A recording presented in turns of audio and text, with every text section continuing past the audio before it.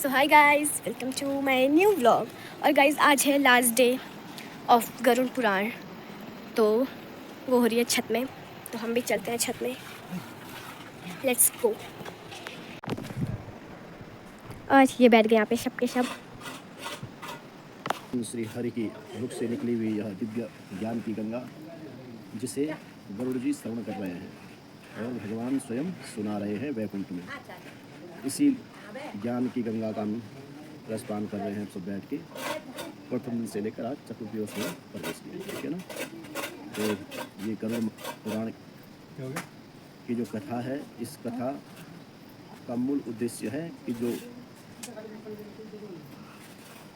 आत्मा शरीर का त्याग करके गई है, उसे शांति मिले, उसे भगवत चरणों में आश्रय मिले। इसी भाव के साथ बंधु बांधव गरुड़ पुराण का श्रवण करते हैं, उनके निमित्त गरुड़ पुराण करते हैं। और हम सब भी उस गरुड़ पुराण सुन के सबके लिए यह दिव्य मंगलकारी ज्ञान है कि किस प्रकार मनुष्य का जीवन है और किस प्रकार मनुष्य को जीना चाहिए और किस प्रकार मनुष्य की आगे की गति होती है। ये सब गरुड़ पुराण के माध्यम से हम सबको भगवान बताना चाहते हैं। तो आइए इस दिव्य लीला का आगे हम दर्शन करें। भगवान क्या गरुड़ जी से कहने जा रहे हैं, क्या क्या किस विषय की चर्चा करते हैं आगे। उससे पहले भगवान का नाम का थोड़ा सा आश्रय लेंगे और भगवान से प्रार्थना करेंगे कि उस दिवंगत आत्मा को अपने चरणों में जगह दे। ओम श्री राम जय राम, जय जय राम। श्री राम जय राम, जय जय राम। श्री राम जय राम, जय जय राम। श्री राम जय राम, जय जय राम। श्री राम जय राम, जय जय राम। श्री राम जय राम, जय जय राम। श्री राम जय राम, जय जय राम। श्री राम जय राम, जय जय राम।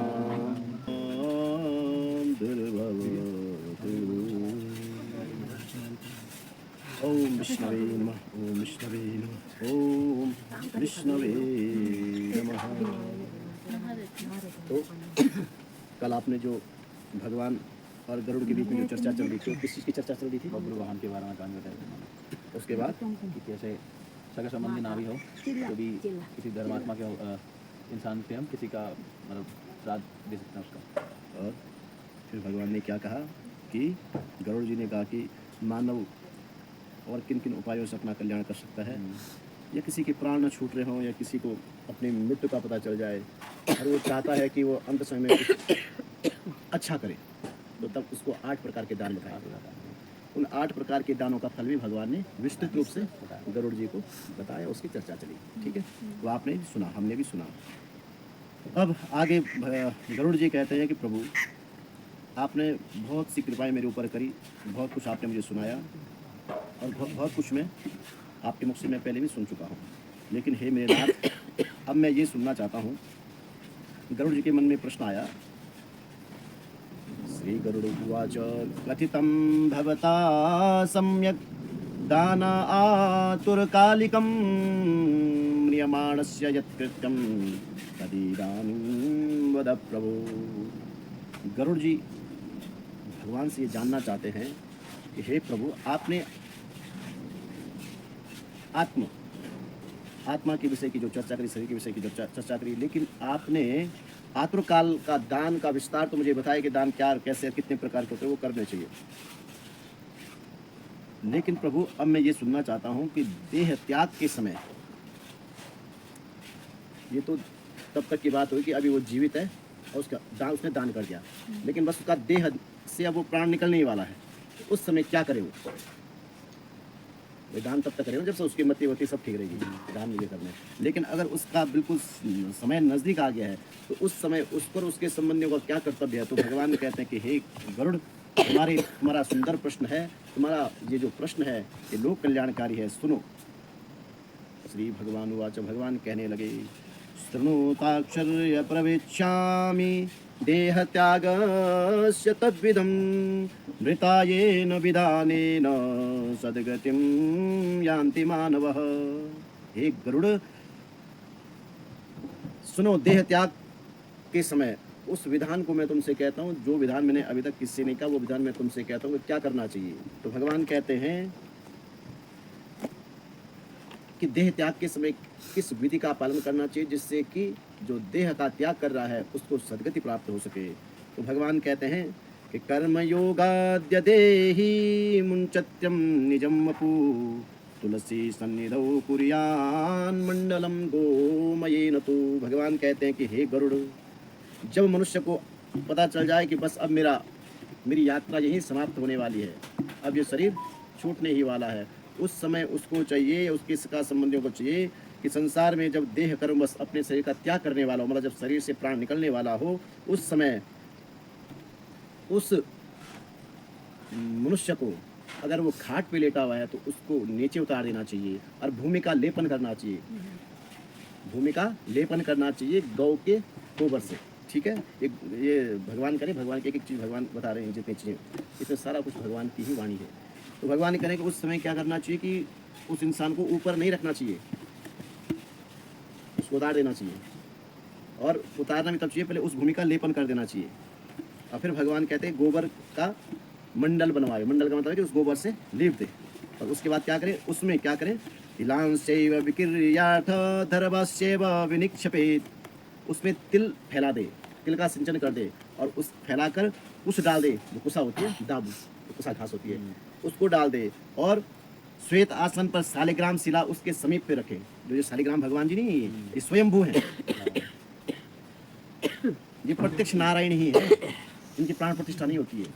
ये दामोदर कुंड से निकलते हैं, जो गंडकी नदी है ना, जो नेपाल से निकलती है, तो दामोदर कुंड से ये नदी निकलती है, गंडकी नदी, तो उसमें ये शालिग्राम भगवान मिलते हैं। ये पुराणों में इनकी लंबी विस्तारपूर्वक कथाएं हैं। तो इनको इनकी स्थापना नहीं करनी पड़ती। आप जैसे लेके आए अपने घर में रख दिया, तो जैसे आपने पूजा प्रारंभ की वो स्वयं स्थापित है, उनको स्थापना करने की आवश्यकता नहीं पड़ती। तो शालिग्राम शिला को भगवान कह रहे हैं, शालिग्राम शिला को उनके समीप बनने वाले के पापी के समीप रख दें और उसकी मुक्ति होती है। और फिर क्या करें, भगवान कह रहे हैं कि तुलसी विटपच्छाया यत्रास्ति भवतापः तत्रैव मरणान्मुक्ति सर्वदा दान दुर्लभः। समीप में शालिग्राम शिला हो और भगवत कृपा से संसार के ताप और पापों को मुक्त करने वाली तुलसी का वृक्ष, और तुलसी के वृक्ष के समीप अगर वो लेटा हुआ है, उस तुलसी की छाया उस मनुष्य के ऊपर पड़ रही हो जो जाने वाला है, तो उसकी उसी समय मुक्ति हो जाती है। एक और ऐसी स्थिति नहीं है तो तुलसी दल तोड़कर उसके समीप रखा जाए। क्यों? भगवान कहते हैं कि तुलसी मंजरी युक्तो तुलसी विटपस्तानम ग्रहे यस्यात्वतिष्ठते तद्ग्रहं तीर्थरूपम ही नयातिम यम किंकर। जिस घर में तुलसी का बिरवा है, जिस घर में तुलसी का स्थान है, जिस घर में तुलसी का मंदिर है, तुलसी का भी मंदिर होता है। तुलसी का मंदिर का मतलब क्या है? कोई ये बड़ा भव्य मंदिर, तुलसी का मंदिर जहाँ तुलसी रखी जाए। अगर वो स्थान जिस घर में है, उस घर में भगवान कहते हैं कि उस घर में कभी कोई यम नहीं आता और वो तीर्थ बन जाता है वो घर। कौन सा घर? तुलसी, जिसमें तुलसी हो, जिसमें तुलसी का स्थान हो, जिसमें नित्य प्रति तुलसी की पूजा होती हो। ठीक है। और भगवान कह रहे हैं यम के दूत नहीं जाते, और जो तुलसी युक्त मंजरी जिसके प्राण निकल रहे हों और उस समय उसके मुंह में अगर तुलसी चली जाए तो वो समस्त पापों से, सैकड़ों पापों से मुक्त होकर परम धाम को जाता है। ऐसा भगवान गरुड़ जी से कह रहे हैं। कि किसकी चर्चा चल रही है? जिसके प्राण निकलने वाले, उसके लिए व्यवस्थाएं बता रहे कि क्या करना चाहिए। क्योंकि जानकारी हो तो आदमी कर सकता है ना। अब कभी सामने कोई है, किसी के ऐसी सामने किसी वृद्ध की मृत्यु निकट आ गई है और आप हम सब वहाँ खड़े हैं, आपको जानकारी नहीं है तो क्या करोगे? ये तो सब जानकारी के लिए भगवान कह रहे हैं क्या करना चाहिए उस समय। जो आपके पास उपलब्ध है आप उसे करिए, जो नहीं वो कहाँ से करोगे, है ना। तो ये भगवान कह रहे हैं। अब सुनिए आप, भगवान ने कहा कि, तो आपने कल सुना था कि गोबर का लेपन, अभी आप सुने थे कि गोबर का लेपन करना चाहिए और उस मंडप के ऊपर उसको रखना चाहिए, फिर उसमें तिल भी बिखेरने चाहिए। तो तिल क्या है? कल आपने सुना तिल क्या है? भगवान के पसीने से निकले हुए हैं, तो वो तो सर्वोत्तम ही है। ठीक है, वो तो कल्याणकारक है ही। उसके बाद गौ गोबर, वो तो परम कल्याण करने वाला है। सारी पवित्र चीजें हैं, गाय का गोबर, तिल। अब आई बात कुसा, जिस कुसा को हम पूजा में यूज करते हैं, इस्तेमाल करते हैं ना भाई। कुसा को हम अच्छे कार्यों में भी यूज करते हैं, और पितृ कार्य में भी यूज करते हैं। देव कार्य में भी कुसा है और पितृ कार्य में भी कुसा है, क्योंकि बिना कुसा के कोई पूजा होती ही नहीं है। सबसे पवित्र अगर कोई चीज है तो वो कुसा है। क्या है? तो कुसा घास, जिसको कि हम इस्तेमाल करते हैं किसमें? पितृ कार्य में भी और देव कार्य में भी। तो भगवान कह रहे हैं, सुनिए आप, भगवान कहते हैं कि धर्वान विभूति में ताक्षर मम रोम समुद्भुवा अस्तस्पर्श नादेव स्वर्गम गच्छति मानव। भगवान कह रहे कि हे गरुड़, मेरे रोम से उत्पन्न हुई ये कुसा है। मेरे पसीने से तो क्या कौन तिल उत्पन्न हुआ, लेकिन मेरे रोम से बाल, भगवान के बाल है कुसा। जो कुसा घास से भगवान आप बाल से, कुसा कभी अपवित्र नहीं होता। और कुसा देव पूजा में भी और पितृ पूजा में भी ऐसी कोई पूजा नहीं जिसमें कुसा घास नहीं लगती। और बिना कुसा की कोई पूजा नहीं होती है। कुसा के बिना यज्ञ होता ही नहीं है, कुसा के बिना पितृकर्म होता ही नहीं है, कुसा के बिना कोई पूजा संपादित होती ही नहीं है। तो भगवान कह रही है कौन है? हे गरुड़, मेरे रोम से उत्पन्न कुसा ये विभूति है। ये कोई ऐसा वैसा, ये विभूति है। और इसके स्पर्श मात्र से, खाली पर हाथ लगा दिया बोले तो परम कल्याण से, केवल हाथ लगाने मात्र से ही, स्पर्श मात्र से ही परम कल्याण करने वाले हैं। स्वर्ग लोग को ऐसा मनुष्य जाता है अगर इसको स्पर्श ही कर दे खाली। और फिर भगवान कह रहे हैं, क्या कह रहे हैं? ये कुसा, इसको ऐसा वैसा मत समझना। हे गरुड़, ये कुसा क्या है? कुसमूले स्थिता ब्रह्मा कुसमध्ये जनार्दन कुशाग्रे शंकरो देवास्त्रयो देवा कुशे स्थिता। भगवान कहते हैं कि हे गरुड़, कुसा के मूल में जो जड़ है कुसा की, उसमें ब्रह्मा जी का निवास है। जो कुसा की जड़ है वहाँ ब्रह्मा जी हैं। और कुश मध्य, कुश के मध्य में कौन है? स्वयं में जनार्दन। उसका जो मध्य वाला भाग है उसमें विष्णु विराजमान है। और कुशाग्रे शंकर देव, उसके अग्रभाग में जो सबसे आगे वाला जो तीखा भाग है उसमें कौन है? साक्षात शंकर विराजमान है। इसलिए इस कुसा को जो स्पर्श करता है वह परम पवित्र हो जाता है। और उस मरण काल के समय अगर उस मानव के देह का स्पर्श कुसा से कर दिया जाए, कुसा अगर उसको स्पर्श कर गई तो उसका सदगति उसे प्राप्त हो जाती है। ऐसा भगवान गरुड़ से कह रहे हैं। अच्छा, अब बात आती है, यहाँ भगवान कहते हैं कि हे गरुड़, ये तो मैंने तुमसे कहा। अब भगवान कह रहे हैं कि दर्भा पिंडे अत कुशम वह्नि मंत्र तुलसी विप्रधे नवः नैतम निर्माल्यताम यान्ति क्रियमाणा पुनः पुनः। हे गरुड़ सुनो, कुसा, अग्नि, मंत्र, तुलसी, ब्राह्मण और गौ ये कभी अपवित्र नहीं होते हैं। कौन? कुसा, अग्नि, मंत्र और तुलसी, ब्राह्मण और अंत में गौ, ये कभी अपवित्र नहीं होते। एक बात तो भगवान ने ये रख दी, ये कभी अपवित्र नहीं होते। लेकिन ये कब इनको दोष लगता है, कभी थोड़ा कभी अपवित्र हो जाते हैं।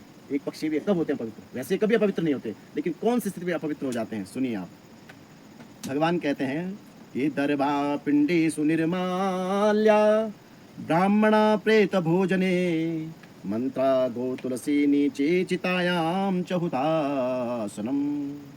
भगवान कह रहे हैं कि हे गरुड़, ध्यान से सुनो, कुसा कब अपवित्र हो जाती है, निर्माल्य हो जाती है, जिसका कि विसर्जन कर देना चाहिए? जब उसमें पिंड रखा जाता है। जिस कुसा में पिंड रखा जाता है वो उसके बाद निर्माल्य हो जाती है, उसको फिर दोबारा आप इस्तेमाल नहीं कर सकते, वो झूठी हो गई उस दिन। इसलिए कुसा सहित पिंड को उठाया जाता है और उसका विसर्जन किया जाता है। एक दूसरा, और फिर कह रहे हैं कि निर्माल्याम ब्राह्मणा प्रेत भोजने। भगवान कहते हैं कि जो ब्राह्मण है वह प्रेत के भोजन से अपवित्र हो जाता है। जो प्रेत का भोजन करता है, 11वें दिन का जब भोजन करता है उस दिन वो अपवित्र हो जाता है। इसीलिए उस दिन जब 11वें दिन ब्राह्मण भोजन करे तो उसके लिए नियम है कि वो गायत्री की साधना करे। संध्या वंदन जो ब्राह्मण करता होगा वो अपवित्र नहीं होगा, फिर वो फिर पवित्र हो जाएगा। जब वो भोजन करके अपने घर जाएगा तो उसके लिए उस दिन गायत्री की जो व्यवस्था बताई गई है शास्त्र में, उसको गायत्री का मंत्र जाप अधिक से अधिक करना पड़ता है। कम से कम 10 माला गायत्री उसे करनी पड़ती है, तब जाके वो पितृ का जो उसने प्रेत का जो भोजन किया है वो उससे उसके दोष से मुक्त हो जाता है। क्योंकि वो भोजन पचाना आसान नहीं है। उसके लिए साधना चाहिए। और फिर क्या कह रहे हैं, भोजनम निर्माल्य हो जाता है। ये सब भगवान के वचन है, ये सब शास्त्र के वाणी है ये। और फिर भगवान कह रहे हैं कि मंत्र और जो मंत्र हैं और गौ और तुलसी, मंत्र गौ और तुलसी जब नीच घर में ये निर्माल्य हो जाते हैं। नीच का मतलब क्या है, जो अपवित्र घर है, जहाँ राक्षसी तामसी युक्त क्रियाएं चल रही हैं, वहाँ अगर गौ चली जाए, मंत्र पड़े जाए और तुलसी लगी हो तो वो अपवित्र हो जाती है। अब भाई किसी मांस मदिरा खाने वाले के यहाँ तुलसी लगी है तो मांस खाने के बाद कहीं ना कहीं उसका हाथ तुलसी पे लगेगा ही लगेगा। अरे रात को मांस खाया, दारू पिया, सुबह चले गया, सामने तुलसी लगी तो हाथ तो लगा ही ना, स्पर्श तो हो गया, तो अपवित्र हुई कि नहीं हुई तुलसी। ऐसी गऊ के साथ भी है। अब कोई जाके ऐसे अगर मंत्र पढ़ दे तो मंत्र वहाँ अपवित्र हो जाता है। मंत्र अपवित्र होगा, मंत्र वहाँ वो प्रभाव उसका नहीं करेगा। तो ये सब बातें समझने वाली हैं। अब कोई कहेगा हमें इससे लाभ ही नहीं मिल रहा, क्योंकि आप नियम अनुसार नहीं चल रहे हैं। अगर आप नियम अनुसार चलोगे तो आपको उतना ही फल मिलेगा किसी यज्ञ का, अनुष्ठान का, दान का, तप का, क्योंकि बिना नियम के, बिना उसके अनुसार अगर आप नहीं करोगे तो लाभ नहीं मिलेगा। भैया आप घर बनाओगे, रेसों से बनाओगे तो मजबूत बनेगा नहीं, अब बिना जानकारी अगर आप घर बनाओगे क्या होगा, कभी भी टूट जाएगा। क्या है कि नहीं है भैया? आप किसी चीज़ की भी पढ़ाई करते तो उसको पहले पढ़ते हो, समझते हो। कक्षा 1 से बच्चा 2 में जाता है तो पहले 1 को समझ लेता है, तब 2 में उसको रखा जाता है। तो हम पूजा पाठ में ये जानकारियां जब तक नहीं रहेंगे तो हमको लाभ नहीं है, हम हमारे साथ उसका दुष्परिणाम भी हो सकता है, क्योंकि आपने बिना नियम के उसको किया है। इस संसार में हर चीज़ का नियम है, हर एक चीज़ के लिए कर्म प्रधान है। अगर आप बीज बोते हैं तो उस बीज की जानकारी, आप खेती करते हो, खेती वाले को खेती की जानकारी है, तभी तो खेती करेगा। वो जिसको पता ही नहीं हो कैसे करेगा खेती? क्यों? तो ये भाई ऐसा नहीं है जैसा लोगों ने समझा हुआ है, क्योंकि बिना शास्त्रोक्त किया गया कोई भी काम, ये हमारी बात नहीं है, ये शास्त्र, बिना शास्त्र के नियम से तुम कोई भी काम करोगे तो वो आपको हानि ही पहुंचाएगा, लाभ मिलेगा ही नहीं। इसलिए किसी भी कर्म को करने से पहले उसकी जानकारी होनी बहुत जरूरी है। जब आपको जानकारी होगी तभी आप अच्छा करोगे और तभी आपको उसका लाभ भी मिलेगा, ऐसा भगवान कह रहे हैं। तो भाई ये चीज़ें हैं। तो भगवान कहते हैं कि हे गरुड़, ये मैंने तुमसे कहा है, ये निर्माल्य, इस जगह पे ये निर्माल्य हो जाते हैं। तो तब गरुड़ से आगे भगवान कहते हैं कि हे गरुड़, सर्वत्र वसुधा पूता लेपो यत्र न विद्यते, यत्र लेप कृतस्तत्र पुनर्लेपेन शुध्यति। और भगवान कहते हैं कि मैंने जो गरुड़ तुमसे कहा कि भूमि को लेपना चाहिए गौ गोबर से, क्यों कहा? बिना लेपी हुई भूमि पे, जहाँ आपने उसका चौका नहीं किया, उसका लेपन नहीं किया, ऐसी भूमि पे अगर आप अपने घर की देव पूजा, बिना लेपे हुए देव पूजा करते हो, या पितरों का पूजन करते हो, या दान देते हो, या किसी को ब्राह्मण को भोजन करवाते हो, तो वो सारा निष्फल हो जाता है। वहाँ आकर जो राक्षस और पिशाच, प्रेत, यम आदि वहाँ आकर स्थान ग्रहण कर लेते हैं। तो अपने घर में जब पूजा पाठ हो तो उस स्थान को क्या करते हैं, साफ सफाई करते हैं कि नहीं करते हैं? अरे साफ, अब लिपन वाला कार्यक्रम तो बंद हो गया। अब आपका अगर पत्थर है, सीमेंट, उसको पोछा तो देते ही हैं, तो लिपाई करनी चाहिए। और हो सके तो थोड़ा सा गौमूत्र और गोबर किंचित रूप में डालना चाहिए, ताकि उसका नियम पूरा हो जाए। अब टाइल्स के ऊपर तो गोबर लगा नहीं सकते, लेकिन जिस पानी से आप पोछा दे, उसमें थोड़ा गौमूत्र डाल के और थोड़ा सा गोबर डाल के उस नियम को कुछ पूरा कर सकते हैं, है ना? तो ये नियम है, तो ऐसा करना चाहिए। ये भगवान कह रहे हैं कि उसके बाद ये कर्म करना चाहिए। भगवान गरुड़ से कहते हैं कि गरुड़, इस प्रकार जो मनुष्य कर्म करता है उसको अवश्य ही सद्गति मिलती है।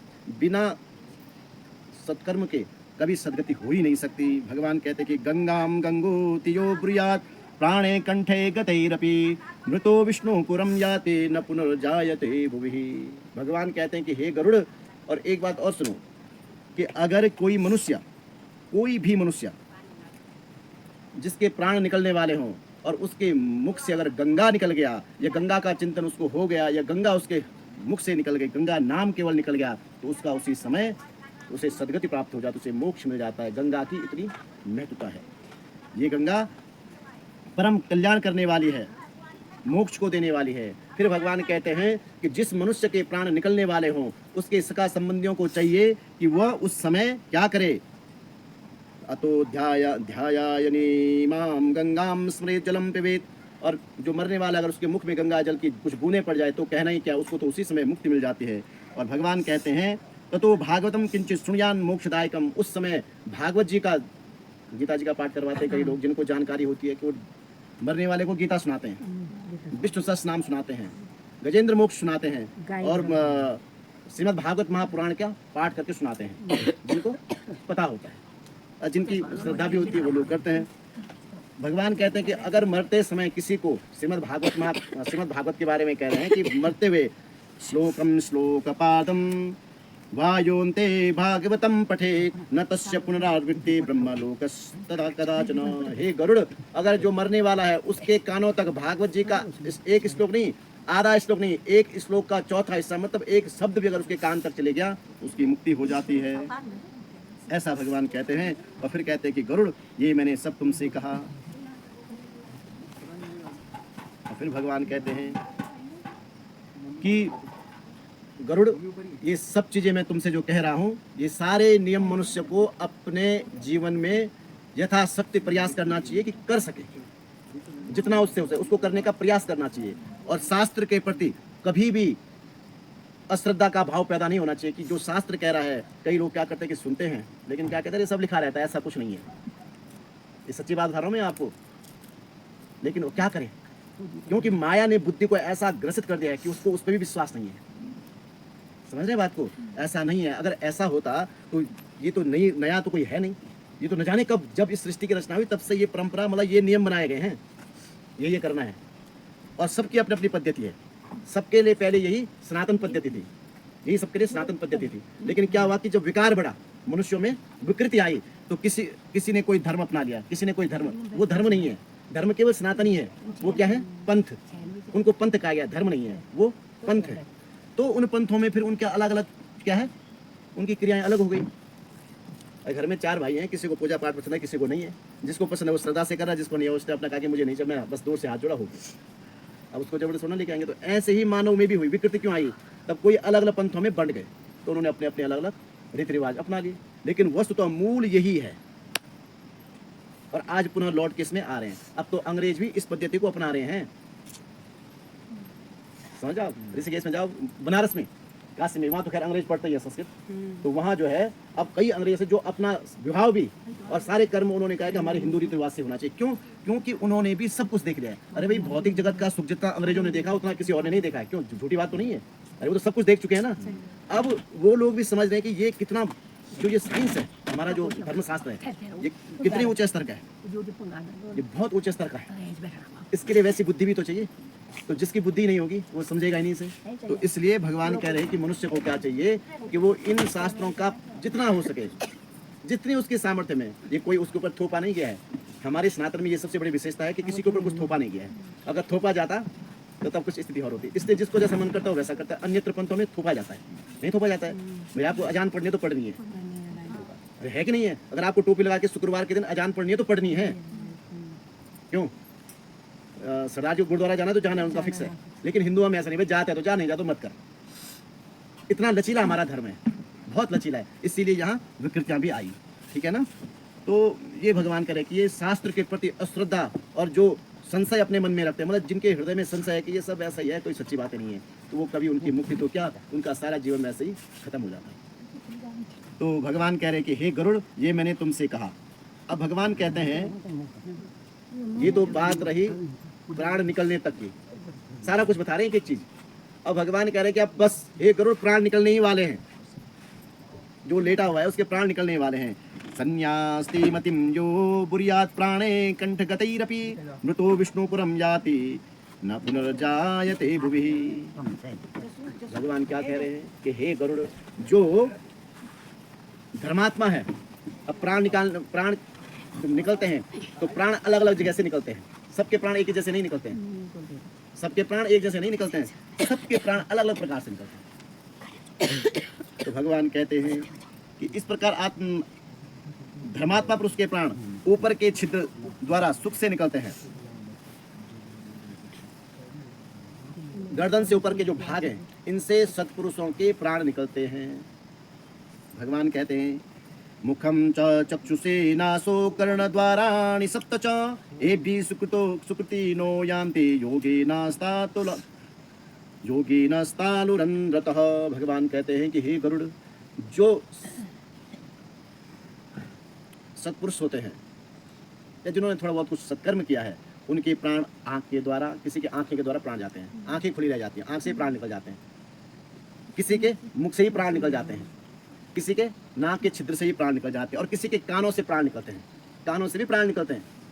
इसमें लिखा हुआ है कि आँख, नाक, मुख, नाक और दोनों कानों, इन 7 द्वारों से 2, 2 4 और 2 6 अरे इन 7 द्वारों से मनुष्य के प्राण निकलते हैं। किसके? जिसने थोड़ा अपने जीवन में सत्कर्म किए हो, ठीक है।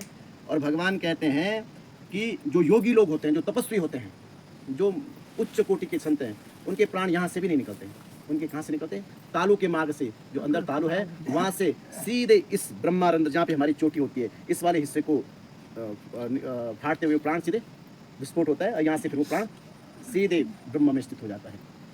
तो यहाँ से उनका प्राण निकलता है, शास्त्रार्थ से, इसे शास्त्रार्थ कहा गया है।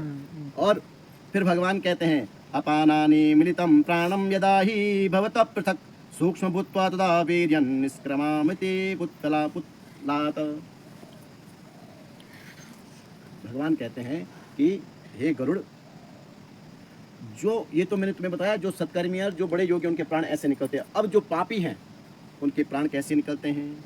सूक्ष्म भूत्वा तदा वायुर निष्क्रामिति पुत्तलात्।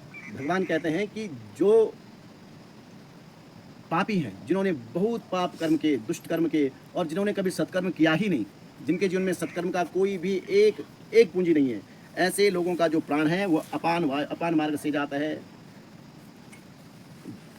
मलमूत्र के छिद्रों से वो प्राण निकलता है, जो पापी होते हैं। ये भगवान कह रहे हैं। और भगवान कहते हैं कि हे गरुड़, ये मैंने तुमसे कहा, इस प्रकार इस शरीर से वो प्राण पंखे रूप निकल जाता है। भगवान कहते हैं कि इस प्रकार निर्विचेष्टम शरीरम तो प्राणे मुक्तिम जुगुत्सिपम अपश्यम जायते सद्यो दुर्गंधा सर्वनिंदिता। भगवान कहते हैं कि हे गरुड़, शरीर से प्राण निकलते ही, बस शरीर से प्राण निकला ही वह शरीर चेष्टाहीन जुगुत्सिप, वो उसको स्पर्श नहीं किया जाता, वो स्पर्श से हो जाता है, मतलब उसको स्पर्श फिर नहीं करता कोई, फिर उसको स्पर्श करने में डरते हैं, ये भगवान कह रहे हैं। और वो कैसा हो जाता है? अगर उसको ज़्यादा देर तक रख दिया तो कितनी बड़ी बात है, उसमें दुर्गंध आने लगती है। भाई उस शरीर को थोड़ी देर रख दिया जाए तो भगवान कह रहे हैं उसमें क्या दुर्गंध आने लग जाती है। ऐसा कौन सा तत्व था कि जब तक उसमें वो था तब तक उसको कोई दिक्कत नहीं, सब वो बिल्कुल ठीक है, कोई गंध नहीं। भाई अगर आदमी बीमार से बीमार भी है लेकिन उसमें वो चेतना है, दुर्गंध नहीं आएगी तब तक। लेकिन वो उसके निकलते ही, उसमें अपने स्वरूप में स्थापित होते ही वह शरीर क्या हो जाता है? दुर्गंध मारने लगता है। और भगवान कहते हैं कि स्थिति क्या हो जाती है? त्रिविधावस्था शरीरस्य क्रीमी वीरांग भस्म रूपता किम गर्भ क्रियते देह क्षण विध्वंस भिर्नरैः। हे गरुड़, शरीर की अवस्था कृमि, विष्टा और भस्म रूपी 3 प्रकार की होती है। उसके बाद शरीर की 3 ही अवस्था होती है, या तो उसमें कीड़े पड़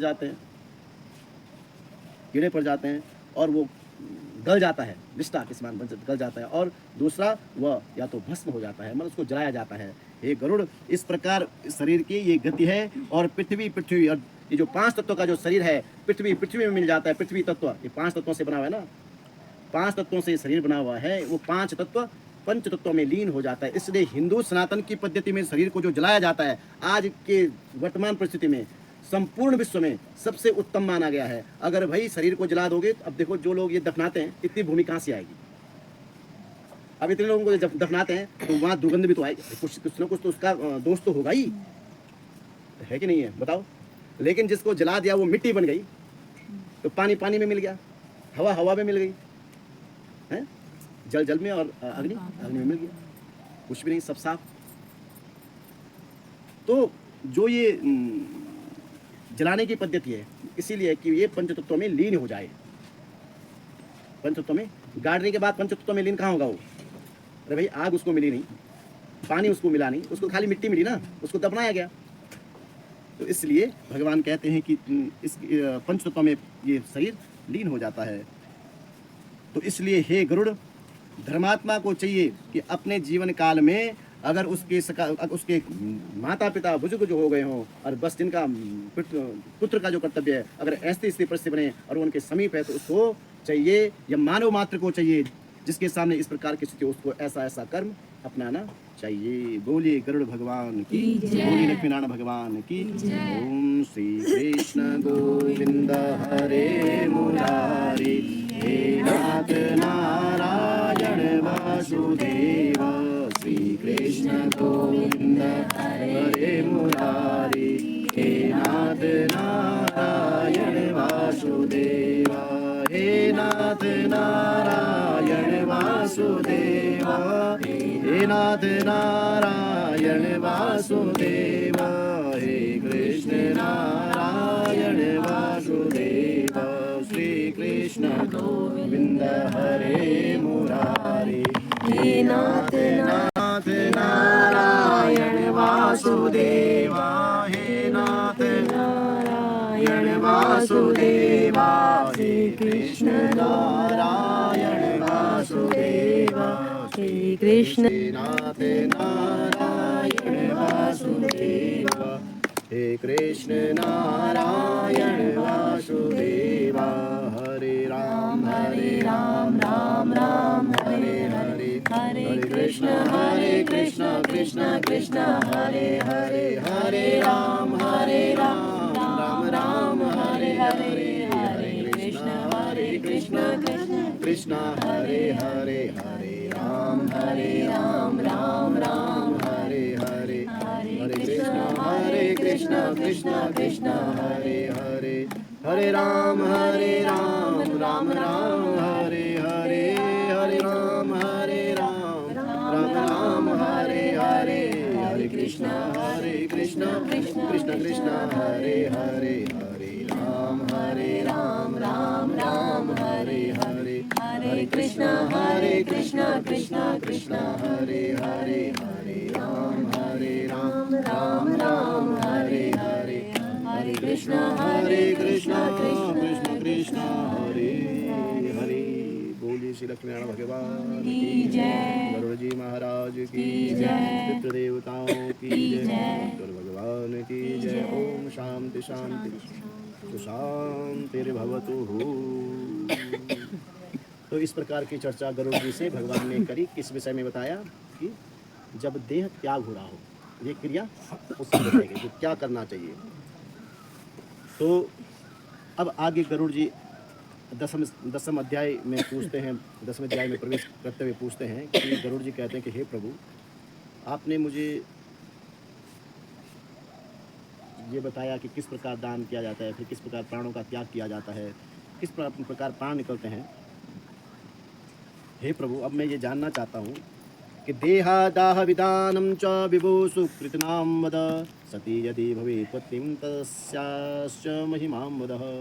हे प्रभु, अब मैं आपसे ये पूछना चाहता हूँ, मेरी इच्छा ये है जानने की कि ये बताइए कि इसके बाद की क्रिया क्या है, शरीर का उसके बाद क्या करना चाहिए, जब प्राण निकल जाए तो उसके बाद क्या करना चाहिए मनुष्य को। तो भगवान विस्तार पूर्वक गरुड़ जी के प्रश्न को सुनते हैं, फिर बताते हैं। हे गरुड़ जी, श्री भगवान उवाच, शृणोताक्षर्य प्रवीक्ष्यामि सर्वमेवोर्धिदेहिकं, यत्कृत्वा पुत्रपौत्रश्च मुच्यते पितृकादृणात्। हे गरुड़ जी सुनिए, आपने जो प्रश्न किया संपूर्ण प्रश्न मानव मात्र के जीवन के अंतिम समय के कर्मों के विषय में, उसके बाद की चर्चा चल रही है कि प्राण निकल गया उसके बाद मनुष्य के देह का क्या, कैसे उसका आगे का कर्म करना चाहिए, वो मैं आपसे कहता हूँ।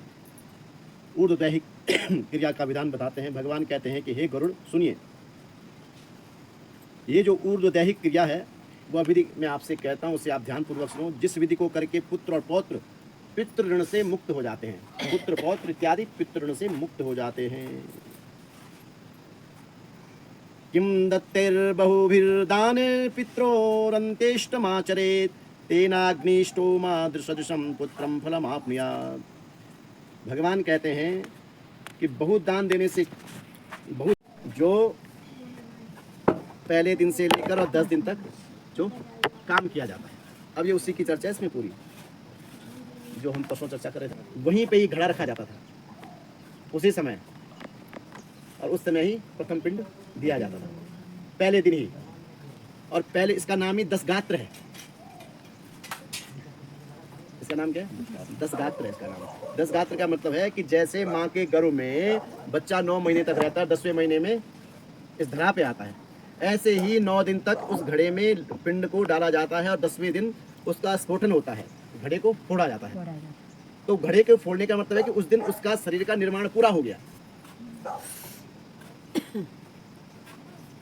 तो भगवान कहते हैं कि हे गरुड़ सुनो, श्री भगवान के वचन क्या है? श्री भगवान वाच शृणुताचर्य प्रविच्छामि 10 गात्रा विधिम तव यद्विधाय च सत्पुत्र पैतृका दृणात्। हे गरुड़, पुत्र को चाहिए कि नियम से वो इसका पालन करे। क्या? नियम से इसका पालन करे, और पालन करते हुए क्योंकि और बिना शोक किए हुए, क्योंकि ये संसार कैसा है? जातस्य ही ध्रुवो मृत्युम ध्रुवम जन्म मृतस्य च तस्माद परिहार्यार्थे न शोकम न कार्यते बुध। भाई जिसका जन्म है उसकी मृत्यु निश्चित है, ये तो कोई संशय है ही नहीं। जो जन्मा है उसने उसकी मृत्यु अवश्य होनी है। रात हुई है तो सुबह भी होनी है, सुबह हुई है तो दिन भी होगी, दिन होगी तो सांझ भी होगी, सांझ तो रात भी होनी है, फिर सुबह भी होनी है। तो इसी प्रकार पुत्र को चाहिए कि वो 10 गात्र विधि करे। अब धीरे धीरे अब 10 गात्र विधि तो खत्म हो गई। अब तो जो करने वाले हैं वो सबसे पहले कह देते हैं कि भैया एक दिन में ही सब निपटा दो। ये मैं केवल पुराण की बात कर रहा हूँ मैं, ये कोई अलग से कोई चर्चा नहीं है। अब क्या है, ये भी पुराणों में लिखा गया है कि कर्मे कर्मे जाता। अभी जो दिख भी रहा है भागवत जी में आया है कि जो थोड़ी बहुत मंगल दिख रहा है, ये अभी इसलिए दिख रहा है क्योंकि कुछ सत्पुरुष हैं संसार में। जब ये भी धीरे धीरे कम हो जाएंगे तो ये भी सब खत्म हो जाएगा। अरे भैया 10 दिन का कार्यक्रम, फिर क्या हुआ? वो 5 दिन पे आया, फिर 5 दिन का कार्यक्रम 7 दिन में तय हुआ, फिर 7 दिन का कार्यक्रम 9 दिन में तय हुआ, फिर 9वें दिन का कार्यक्रम अब 10 एक ही दिन में तय होता है। ये स्थिति आ गई है कि जो बेटा है वो कहता अच्छा भाई इसका दोष ना आप ब्राह्मण को दे सकते हो, यज्ञ करने वाला नियम कर्मिष्ठ है तो उसका घर में यज्ञ वैसे ही होगा। अरे भैया आप जैसा अपने घर में नाच नचवा सकते आप वैसे नचवा सकते हो, ये सारा कुछ आप तय करते हैं, दूसरा तय नहीं करता। आप इसका दोष दूसरे को नहीं दे सकते। तुम गलत तो नहीं कर रहे भाई। आप अगर नियम से करना चाहते तो आप बोलोगे मुझे नियम से चाहिए सब कुछ, तो नियम से आपके घर में होगा। आप ही कह दोगे भैया सब कुछ निपटाओ आधे घंटे में, आधे घंटे में निपटेगा क्या? तो इसका दोष और अपयश किसको जाएगा? उसी को जाएगा जो करवा रहा है, और वो इस भ्रम में न रहे कि ऐसा कुछ नहीं होता। अगर ऐसा कुछ नहीं होता तो मृत्यु तो होती ही है, ये तो सत्य है।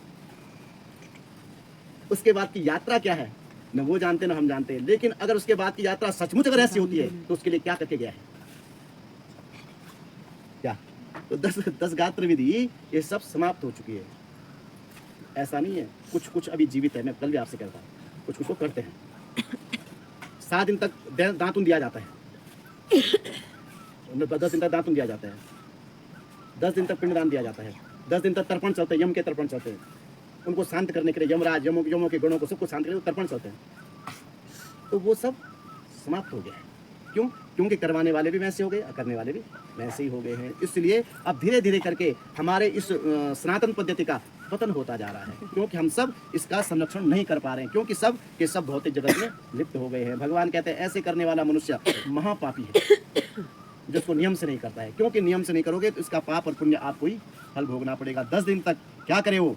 10 दिन तक वो अपने इस नियम का पालन करे। 10 दिन तक अपने जो प्रेत गया है उसके लिए वो उस कर्म को करे जो उसको बताया गया है। फिर 10 दिन की क्रिया पूर्ण होने के बाद जब घटस्फोटन हो जाए तो उसके बाद वो स्नान इत्यादि करे, उसके घर के लोग स्नान इत्यादि करें जैसे आज आप लोगों ने किया। क्योंकि तब अब उस दोष से मुक्त हो गए हैं। अब सूतक आधा ज़्यादा आज खत्म हो गया है घटस्फोटन के बाद, क्योंकि अब आपने स्नान कर दिया है। ठीक है ना?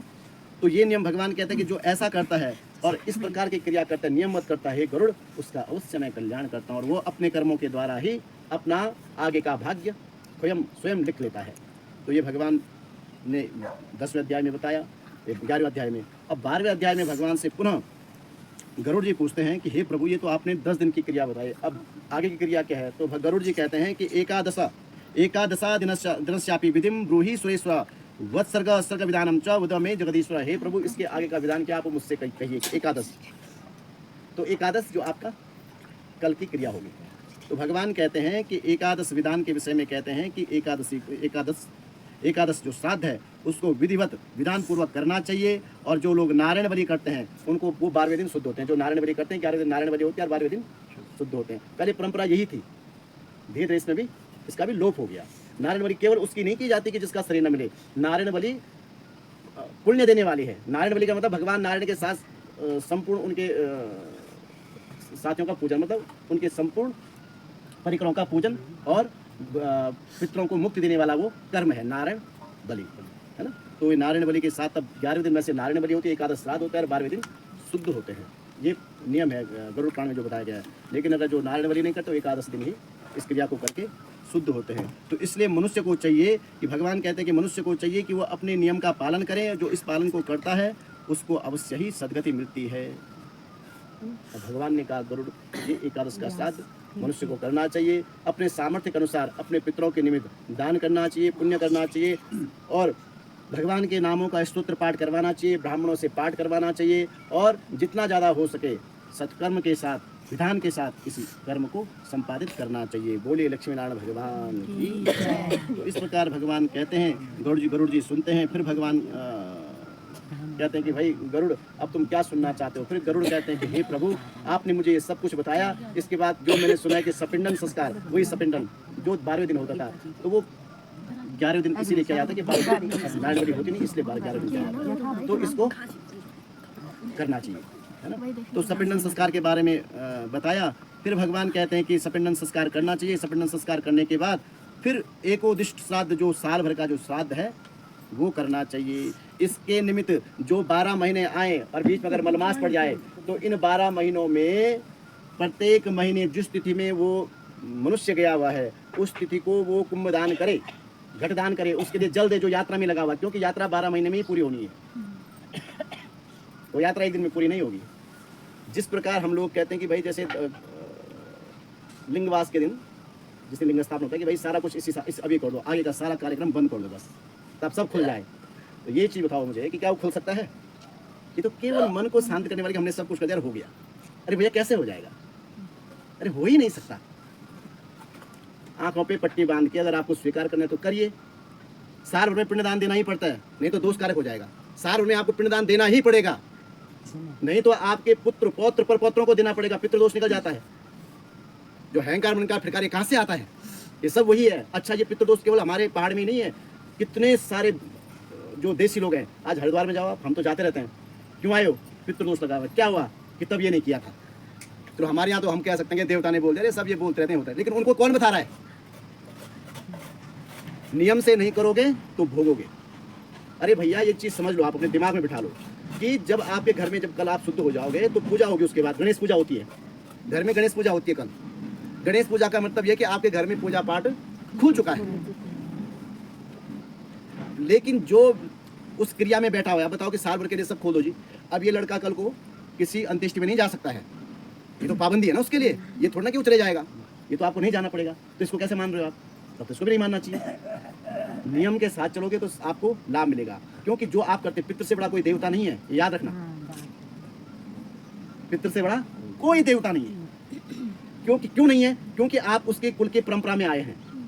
अगर वो नहीं होता तो आप नहीं होते। भाई वो नहीं होता तो आप नहीं होते, तो उसका दोष किसको जाएगा? आपको ही तो जाएगा। तो इसलिए ये पहले ये भावना हटा देनी चाहिए मन से। भाई उसके बाद आप जो, अरे शादी है, विवाह है, करो। शादी विवाह के लिए कोई रोक टोक नहीं है, कहीं नहीं लिखा हुआ है कि मत करो। हाँ ये है कि आपको साल भर का कर्म करना ही पड़ेगा, नहीं करेगा तो आपको दोषकारक हो जाएगा। क्या ये इसकी विषय, ये इसकी चर्चा है, क्योंकि सही बताना इस व्यासपीठ का काम है। नहीं बताएंगे तो इसका दोष हमको लगेगा। भाई हम ये जो बिठाया गया है यहाँ पे, सही चीज़ बोलने के लिए बिठाया गया है, और वही बोल रहे हैं जो इसमें लिखा हुआ है ना। तो ये इसलिए इस चीज़ पे जोर दे रहा हूँ कि ये ऐसा कुछ नहीं है।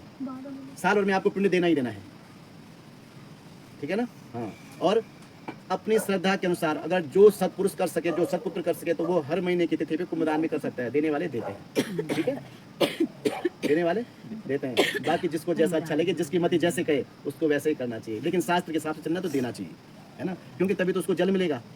उसकी तिथि पर उसको जल नहीं मिला तो कितना दुख होगा उसको, जिनके लिए मैंने सब कुछ किया तो मुझे जल तक नहीं दे रहे मेरी तिथि पे। तब दूसरे के लिए तुमने सब कुछ खोल दिया, मुझे सब कुछ खोल दिया, लेकिन उसका क्या होगा जो गया हुआ है? उसके हृदय का जो अभिशाप कहाँ जाएगा? वो आपको लगेगा, वो हम सबको लगता है, ठीक है ना। तो करना चाहिए, यथाशक्ति प्रयास करना चाहिए, बाकी सब भगवान पे छोड़ देना चाहिए।